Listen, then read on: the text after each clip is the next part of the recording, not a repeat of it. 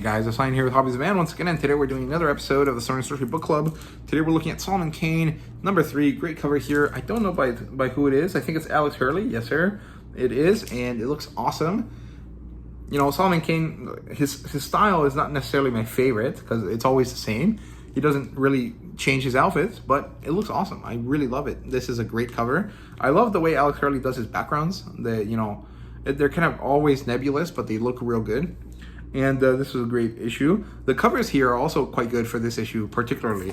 There's this one, the Alex Hurley cover. There's a second cover that's about the snake priestess lady. Her name is Shah Kabet, I think.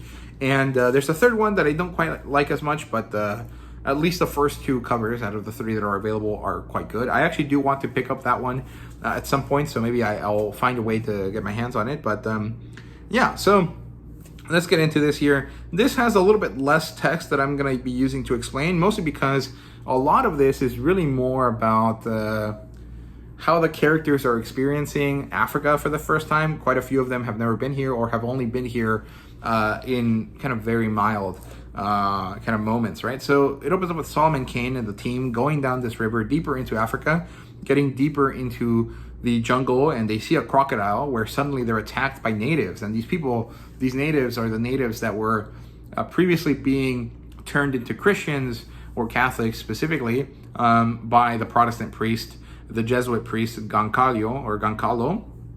And they managed to fight them off. But the thing is that these natives are yelling Goncalo Ku, or Ku Goncalo, which means kill or death to Goncalo. They don't want this guy here. And they managed to fight them off, but they arrive at the burnt mission and they realize that they're really not going to have the support they need going forward. However, they sit down to read the map and they find their way. Abramo and Kane have a talk about the way in which the map is explained. It uses the witch's runes or something like that, which is some sort of, I guess it's supposed to be some sort of Kabbalistic or Kabbalic alphabet that Solomon Kane knows and dislikes. And, you know, Abramo is like, well, this is just information, right? Who cares? And then later, as they're sitting down, they realize, although they're not quite sure what it is, that something is wrong with Goncalo. And they talk about the Shadim, these children that are the children of Lilith, the original wife of Adam, who were partially snakes because Lilith becomes a monster in her rage against Adam and God.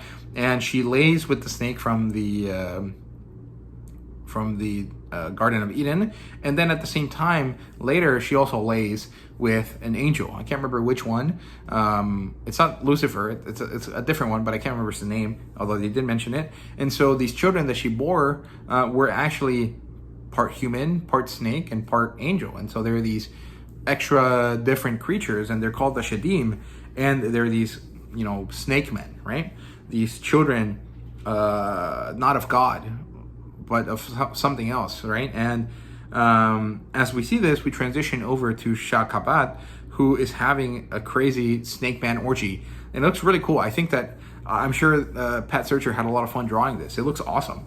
Very, very cool. Very similar to kind of one of those scenes in the first season of The Witcher. I can't remember which episode it was, but there is a scene where the Witcher enters a place and inside it is just this crazy orgy. And as the orgy continues, she prepares her young snake men for battle by yelling, you know, who am I? What is my duty? What are you going to do? Where are we supposed to go? And the deal is that they're going to go hunt the Ring of Tharaman because they also want it, even though they can't really use it because I guess it's some sort of taboo for the snake men culture or something like that. They want it because it's theirs. It is their birthright. It is a Serpent ring. It is of Set, right? So it's theirs.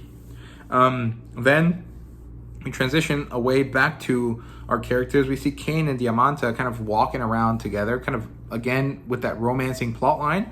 And they see an elephant, a colossus animal, and it's really cool. I love this moment of like, oh crap, this elephant is beautiful and it's a massive creature and it's not going to kill us. This is cool, right? It's you know, Conan kind of has a similar reaction when he sees Yag-Kosha. So it's kind of cool. I like that. And then we learned that the Malta guys, Sarza and mostly Cassini, is jealous of the fact that Kane is having such a good time with Diamanta. And eventually they arrive somewhere. The young black man that found the snake carcass, or the snake man carcass, takes them to this place called Nganga Miranda, which is this rock formation in the middle of South Central Africa, I guess. And it is a sacred place for their people. And he kind of falls into his old ritualistic ways, and the father is like, hey, remember your faith, right? And then as they're camping, suddenly the serpent men attack. And finally, Abramo yells the phrase that is quite important, Ka Nama Ka La Jirama, and suddenly the snake man reveals himself. He cannot wield his cover anymore, right? And Kane battles the snake man, and Shakabat's staff, which turns into a snake, manages to pierce his flesh and bite him, and so he is left dying from this poison. They did manage to do some field, medical stuff, so he doesn't really die, but he is left behind, and everyone else goes to find this kind of weird mound pyramid thing. It doesn't look quite like a mound because it's not completely round, but it's also not quite a pyramid. It is a circular stepped structure, which is pretty cool. I guess that'd be more like a ziggurat or something like that.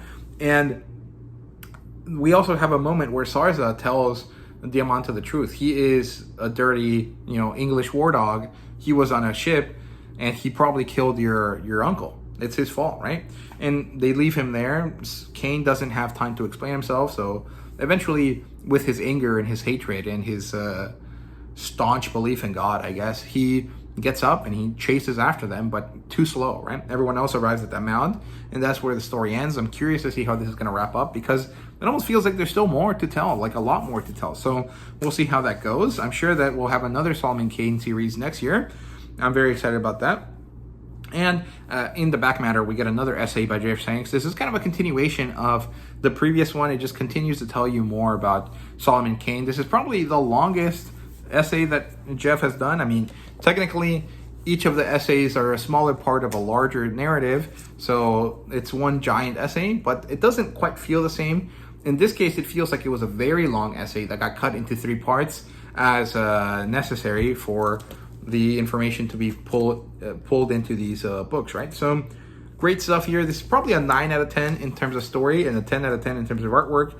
There's some really beautiful scenes here with the female characters. Pat Searcher draws them very wonderfully, but also the action sequences where Solomon Kane is going crazy, swinging at the Snake Man. Awesome. And the way that the Snake Man reveals himself after the special phrase is really cool as well. So this is probably my favorite issue so far, probably because it has finally moved on from building up into actually the climax. And obviously this cover is great. So there you go. Those are my thoughts here on Solomon Kane number 3. Solomon Kane number 4 comes out in a few weeks. I'll do a review for that, on time, assuming that I get the book on time. And hopefully we'll get around to finishing this up here soon and starting a Road to Scourge of the Serpent series like I did last year for Battle of the Black Stone. So yeah, thank you so much for watching. I hope you guys enjoyed, and see you guys later.